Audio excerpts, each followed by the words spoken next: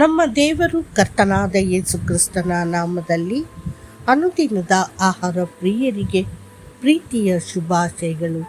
2025 April ತಿಂಗಳ 29ನೇ ತಾರೀಕಿನ ಮಂಗಳವಾರದ ದೇವರ ವಾಕ್ಯವು, ನೀನು ಯಾರನ್ನು ನಿಂದಿಸಿದ್ದಿ? ನೀನು ಯಾರನ್ನು ದೂಷಿಸಿದ್ದಿ? ಯಾರ ವಿರುದ್ಧ ನಿನ್ನ ಧ್ವನಿ ಎತ್ತಿ ನಿನ್ನ ಕಣ್ಣುಗಳನ್ನು ಮೇಲಕ್ಕೆತ್ತಿದ್ದಿ?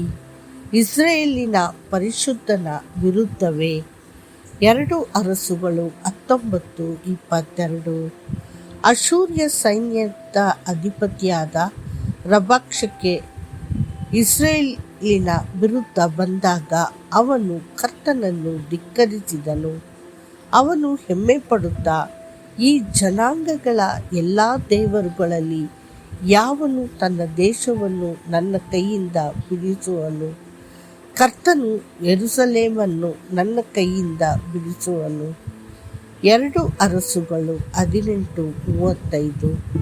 ಅವನ ದುರಹಂಕಾರದ ಮಾತುಗಳು ರಾಜ ಹಿಜ್ಕೀಯನ ಹೃದಯವನ್ನು ಮುರಿದವು ಮತ್ತು ದೇವರ ಜನರ ಹೃದಯದಲ್ಲಿ ಭಯವನ್ನು ಉಂಟುಮಾಡಿತು. ಅಶ್ಶೂರ್ಯದ ಅರಸನು ಎಲ್ಲೆಡೆ ಜಯಶಾಲಿಯಾಗಿದ್ದನು ಮತ್ತು ಇಸ್ರಾಯೇಲರು ಅವನ ಮುಂದೆ ನಡುಗಿದರು. ತಮ್ಮ ಸಂಕಟದಲ್ಲಿ ಅವರು ಪ್ರವಾದಿಯಾದ ಯೆಶಾಯನ ಕಡೆಗೆ ತಿರುಗಿ, ಇದು ಸಂಕಟ, ಗದರಿಕೆ ಮತ್ತು ದೇವದೂಷಣೆಯ ದಿನ. ಆ ಸ್ತ್ರೀಯು ಹೆರಬೇಕೆಂದು ಹಂಬಲಿಸುತ್ತಾಳೆ, ಆದರೆ ಸಹಿಸಿಕೊಳ್ಳುವ ಶಕ್ತಿ ಅವಳಿಗೆ ಇಲ್ಲ. ನಿಮ್ಮ ದೇವರಾದ ಕರ್ತನು ರಬಕ್ಷಕೆಯ ಎಲ್ಲ ಮಾತುಗಳನ್ನು ಕೇಳಿದ್ದಾನೆ. ಅವನ ಯಜಮಾನನಾದ ಅಶ್ಶೂರ್ಯದ ಅರಸನು ಜೀವವುಳ್ಳ ದೇವರನ್ನು ನಿಂದಿಸಲು ಕಳುಹಿಸಿದನು. 2 ಅರಸುಗಳು 19:3-4. ಆದರೆ ಶತ್ರುಗಳು ನಿಮ್ಮ ವಿರುದ್ಧ ಎದ್ದಾಗ ಭಯಪಡಬೇಡಿ. ಲೌಕಿಕ ಮನುಷ್ಯನು ಭಯಪಡಬಹುದು, ಆದರೆ ಕರ್ತನಲ್ಲಿ ನಂಬಿಕೆ ಇಡುವವರು ಆತನಲ್ಲಿ ಆಶ್ರಯ ಪಡೆಯುವರು ಮತ್ತು ಆತನನ್ನು ದೃಢವಾಗಿ ಅಂಟಿಕೊಳ್ಳುವವರು ಭಯಪಡುವ ಅಗತ್ಯವಿಲ್ಲ.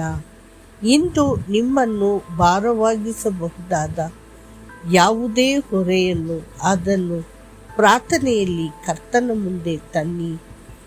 ಆತನ ಮುಂದೆ ಮೊಣಕಾಲೂರಿ, ಕರ್ತನೇ, ನನಗೆ ಸಹಾಯ ಮಾಡು, ಈ ಪರಿಸ್ಥಿತಿಯಿಂದ ನನ್ನನ್ನು ಬಿಡಿಸು ಎಂದು ಹೇಳಿ.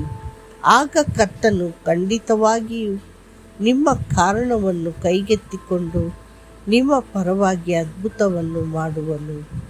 ಅವನು, ಅಶ್ಶೂರ್ಯದ ಅರಸ ಈ ಪಟ್ಟಣದೊಳಗೆ ಬರುವುದಿಲ್ಲ, ಅಲ್ಲಿ ಬಾಣ ಪ್ರಯೋಗಿಸುವುದಿಲ್ಲ, ಗುರಾಣಿ ಹಿಡಿದು ಅದರ ಮುಂದೆ ಬರುವುದಿಲ್ಲ, ಅದಕ್ಕೆ ವಿರುದ್ಧವಾಗಿ ದಿಬ್ಬ ಕಟ್ಟುವುದಿಲ್ಲ. ಅವನು ಬಂದ ಮಾರ್ಗದಿಂದಲೇ ಹಿಂತಿರುಗುವನು ಮತ್ತು ಈ ಪಟ್ಟಣದೊಳಗೆ ಬರುವುದಿಲ್ಲ. 2 ಅರಸುಗಳು 19:32-33.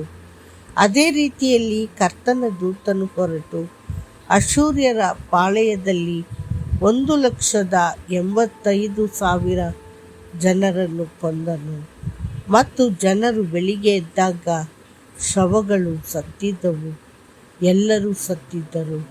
2 ಅರಸುಗಳು 19:35. ದೇವರ ಮಕ್ಕಳೇ, ಕರ್ತನು ಯಾವುದೇ ಪರಿಸ್ಥಿತಿಯನ್ನು ಕ್ಷಣ ಮಾತ್ರದಲ್ಲಿ ಬದಲಾಯಿಸಬಲ್ಲನು. ಪ್ರತಿಯೊಂದು ಸಂಘರ್ಷವನ್ನು ಪರಿಹರಿಸುವವನು ಆತನೇ. ಕರ್ತನನ್ನು ಅಥವಾ ಆತನ ಮಕ್ಕಳನ್ನು ಸವಾಲು ಮಾಡಿದ ಯಾರೂ ಇದುವರೆಗೂ ಜಯಗಳಿಸಲಿಲ್ಲ. ಆಮೇನ್. ಕರ್ತನು ನಿಮ್ಮನ್ನು ಆಶೀರ್ವದಿಸಲಿ. ಆಮೇನ್.